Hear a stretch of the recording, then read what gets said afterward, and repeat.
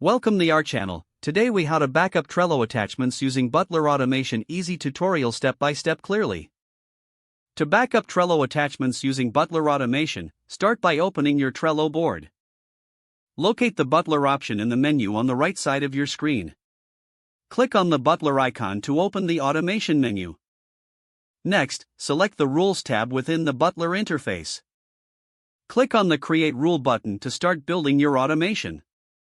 You will see a list of trigger options. Choose a trigger that suits your needs, such as when an attachment is added to a card.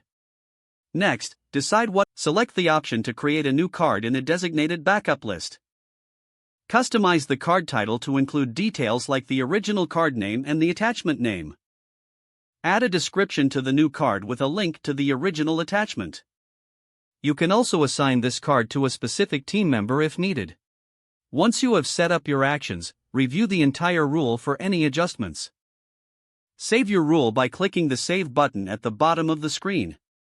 To test your automation, return to your Trello board and add an attachment to one of your cards. Check the designated backup list to ensure the new card has been created with the correct details. If everything looks good, your Butler automation for backing up attachments is now set. Maintain regular checks on your backup list to manage and organize your saved attachments efficiently. If the page does not load, refresh the browser or try again in a private or incognito window. Make sure you are using the correct email address, then retype it carefully to avoid small typos.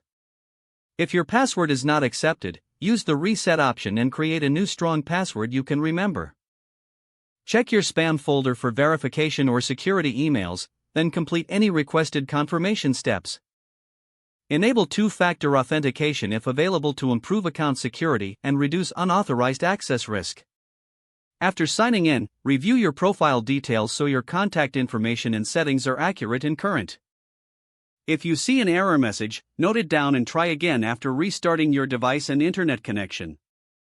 Log out when you finish, especially on shared devices, to keep your account and payment information secure. If the page does not load, refresh the browser or try again in a private or incognito window. Make sure you are using the correct email address, then retype it carefully to avoid small typos. If your password is not accepted, use the reset option and create a new strong password you can remember. Check your spam folder for verification or security emails, then complete any requested confirmation steps.